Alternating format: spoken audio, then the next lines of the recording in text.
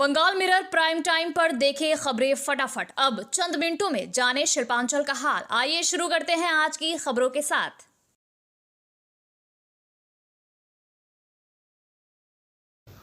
इस न्यूज के title sponsor है Hayat palace world class banquet hall.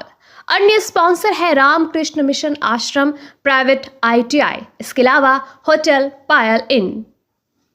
Cut money और अवैध वसूली के आरोप में राजू अहलुवालिया को पुलिस ने गिरफ्तार कर लिया है। आसनसोल दक्षिण थाना पुलिस ने उन्हें गिरफ्तार कर आसनसोल जिला अदालत में पेश किया, जहां से उसे 3 दिन की रिमांड पर भेज दिया गया।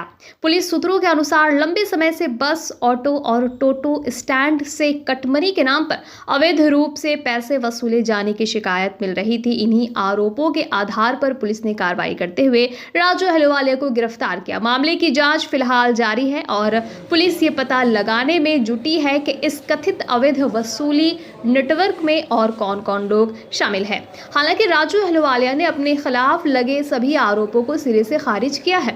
उनका कहना है कि उन्हें राजनीतिक साजिश के तहत झूठे मामले में फंसाया गया है। उन्होंने कहा, मैं हमेशा कटमनी और अवैध तोलाबाजी के खिलाफ आवाज उठाता रहा हूं, इसी वजह से मुझे निशाना बनाया गया है। उन्होंने ये भी कहा कि उन्हें न्यायपालिका पर पूरा भरोसा है और अदालत जो भी फैसला देगी वो उसे स्वीकार करेगी। इस गिरफ्तारी के बाद आसनसोल के राजनीतिक गलियारों में चर्चा तेज हो गई है। मामले को लेकर विभिन्न राजनीतिक दलों के बीच आरोप प्रत्यारोप का दौर भी शुरू हो गया है। आज जो आवाज उठाता था उसी को तुलाबाजी के विरुद्ध में धोखा के लेके चला है। तो किसके विरुद्ध में क्या करेंगे? ये तो षड्यंत्र है। तो हमको तो न्यायालय पर भरोसा है, न्यायालय का विचार करेगा। किसके है षड्यंत्र, राजनीतिक षड्यंत्र है। कौन हो सकता है? देखिए, आप तो जान ही रहे हैं, आप लोग आसनसोल में कैसा परिवेश है, समझे ना? ये चक्रांत है ताकि हम दुर्नीति के विरुद्ध में आवाज ना उठा सके। तोलाबाजी, वोट के बाद हिंसा और आम लोगों को डराने धमकाने के आरोप में पांडेश्वर विधानसभा अंतर्गत दुर्गापुर फरीदपुर ब्लॉक तृणमूल अध्यक्ष शतद्वीप घटक को गिरफ्तार कर लिया गया है। वो लौदोहा इलाके के निवासी है। इस गिरफ्तारी के बाद इलाके में राजनीतिक हलचल तेज हो गई है। स्थानीय सूत्रों के अनुसार लंबे समय से क्षेत्र में तृणमूल नेतृत्व के खिलाफ आतंक और दबाव का माहौल बनाने के आरोप लग रहे थे।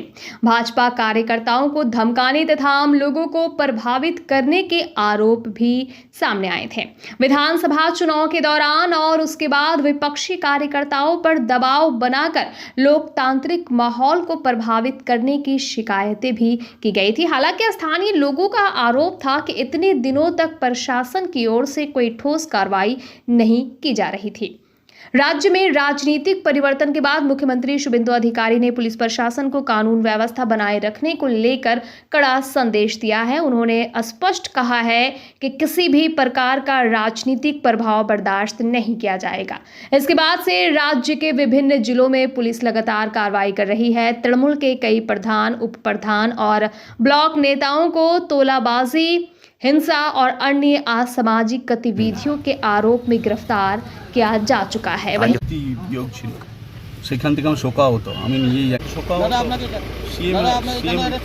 নতুন সিএমের অর্ডার দাদা, আমি নিজেই শোকাহত। আমার 2000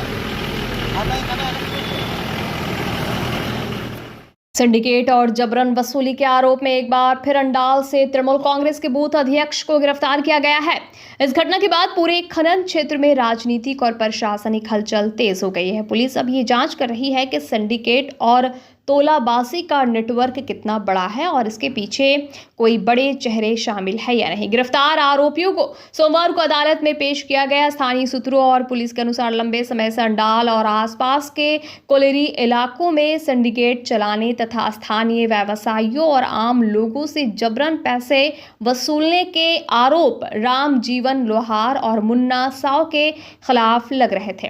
सूत्रों के मुताबिक राम जीवन लोहार को बहुला पंचायत के तृणमूल उप प्रधान वीर बहादुर सिंह का करीबी माना जाता था। आरोप है कि इलाके की विभिन्न कोलेरियों के कोयला सिंडिकेट और डीयू कोयला कारोबारियों से मोटी रकम की जबरन वसूली की जाती थी। पैसे नहीं देने पर संबंधित लोगों को काम नहीं करने दिया जाता था। पुलिस अब इस बात की भी जांच कर रही है कि आखिर किसके निर्देश पर ये वसूली का नेटवर्क चलाया जा रहा था।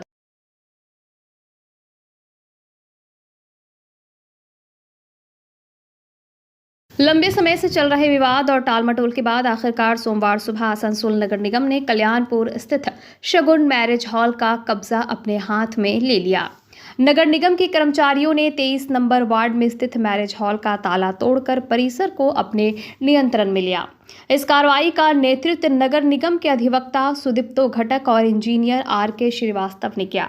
मौके पर नगर निगम के अन्य अधिकारी और कर्मचारी भी मौजूद थे। नगर निगम के अधिवक्ता सुदीप्तो घटक ने बताया कि नगर निगम की पार्षद CK रेशमा ने आसनसोल वेलफेयर सोसाइटी के नाम पर इस मैरिज हॉल पर कब्जा कर रखा था। उन्होंने कहा कि वर्ष 2025 में टेंडर प्रक्रिया में हिस्सा लेने के बावजूद उन्हें हॉल का अधिकार नहीं मिला था।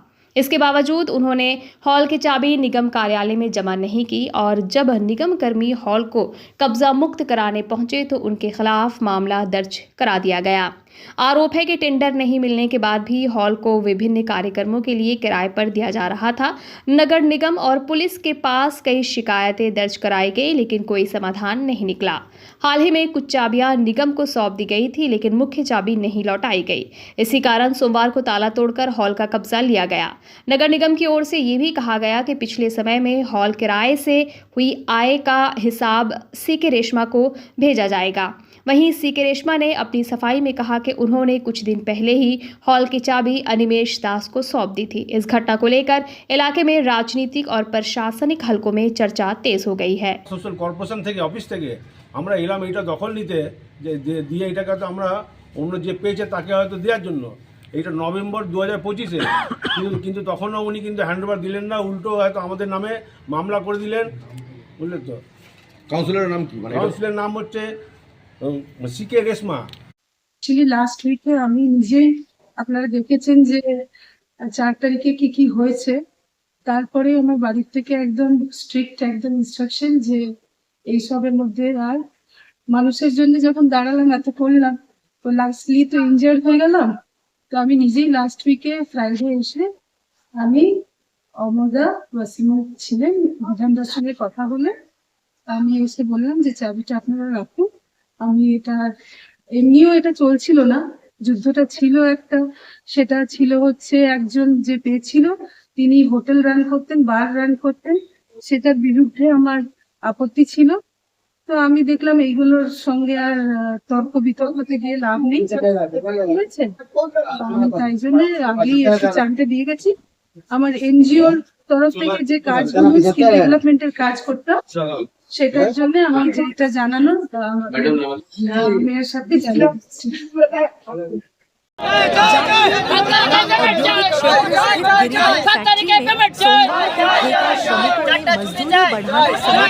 मांगों को लेकर जोरदार प्रदर्शन किया।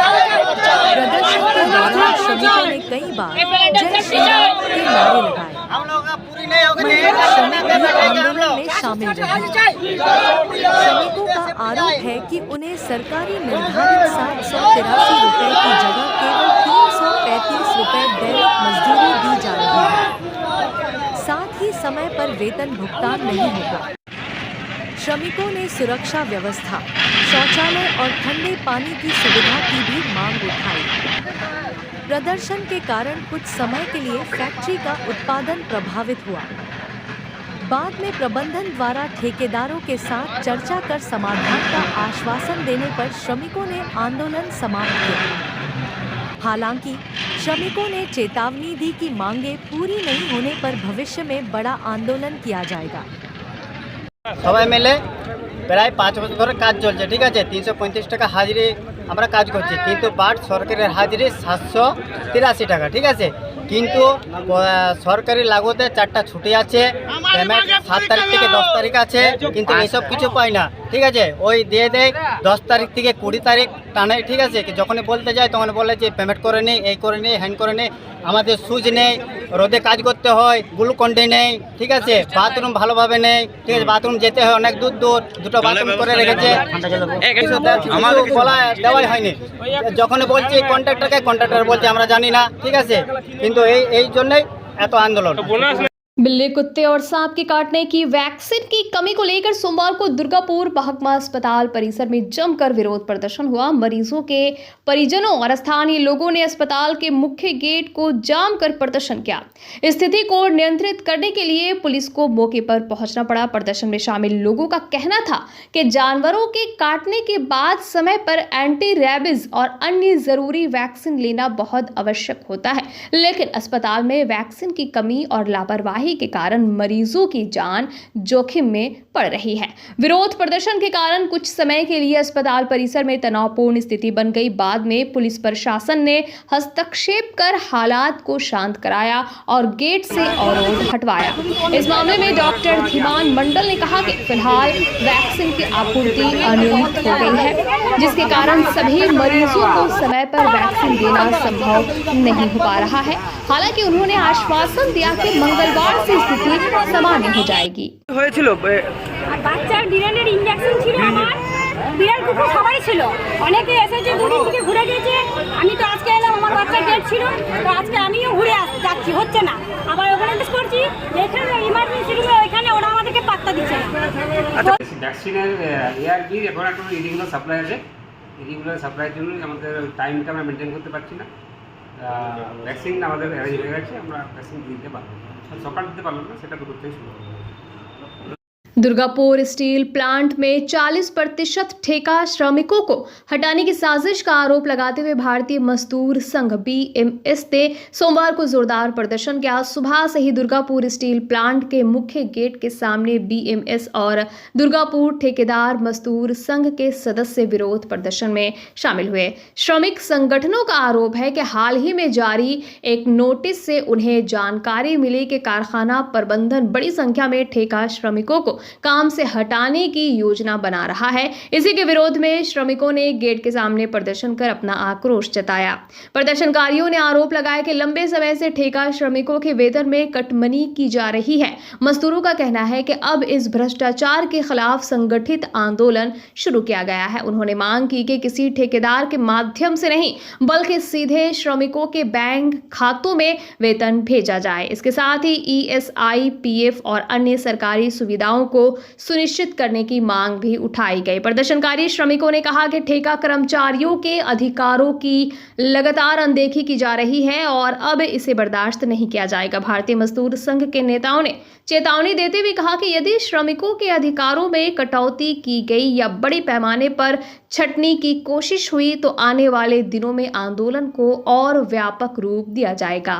স্টিল অথরিটি অফ ইন্ডিয়া আমাদের ফেডারেশন আছে, তার একটা প্রোগ্রাম আজকে আমরা করতে এসেছি। আজকে সব থেকে বড় সমস্যা ছিল, আমি যেহেতু ঠিকা আছি, ঠিকার সব থেকে বড় সমস্যা 40% ডিডাকশন দুর্গাপুর স্টিল প্লান্টে হতে যাচ্ছে। এমনি একটা নোটিশ পেয়েছি আমরা। সেই নোটিশের বিরুদ্ধে, ম্যানেজমেন্টের বিরুদ্ধে আমরা এই জমাত করতে এসেছি। আমাদের স্পষ্ট বার্তা, 40% ডিডাকশন চলবে না। মানুষের পাশে এমনি চাকরি নেই, দিনখানা দিন মজুরি করে চলছে।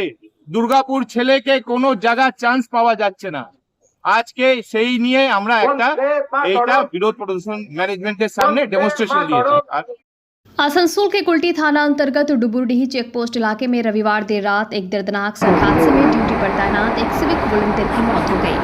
मृतक की पहचान रमेन साहा वर्ष 35 के रूप में हुई है। हादसे की पूरी घटना चेकपोस्ट पर लगे CCTV कैमरे में कैद हो गई है। जानकारी के अनुसार अन्य दिनों की तरह रविवार रात भी रमेन साहा पुलिसकर्मियों के साथ डुबुरडीह चेकपोस्ट पर ट्रैफिक नियंत्रण की ड्यूटी कर रहे थे। उसी दौरान झारखंड की ओर से तेज रफ्तार में आ रहे एक पिकअप वैन ने उन्हें जोरदार टक्कर मार दी। हादसे के बाद वाहन चालक मौके से फरार हो गया। घटना के तुरंत बाद स्थानीय लोगों और पुलिसकर्मियों ने गंभीर रूप से घायल रमेन साहा को आसनसोल जिला अस्पताल पहुंचाया। वहां से उनकी हालत गंभीर होने पर दुर्गापुर के एक निजी अस्पताल में रेफर किया गया, लेकिन इलाज के दौरान डॉक्टरों ने उन्हें मृत घोषित कर दिया। इस दर्दनाक घटना के बाद पूरे इलाके में शोक की लहर फैल गई है। बताया जा रहा है कि रमेन साहा अपने परिवार के एकमात्र कमाने वाले सदस्य थे। उनके परिवार में उनकी मां और पत्नी है। अचानक हुई इस घटना से परिवार पूरी तरह टूट गया है। कुल्टी थाना पुलिस ने फरार पिकअप वैन की तलाश शुरू कर दी है। पुलिस चेक पोस्ट और आसपास के सीसीटीवी फुटेज खंगाल रही है ताकि आरोपी वाहन और चालक की पहचान की जा सके।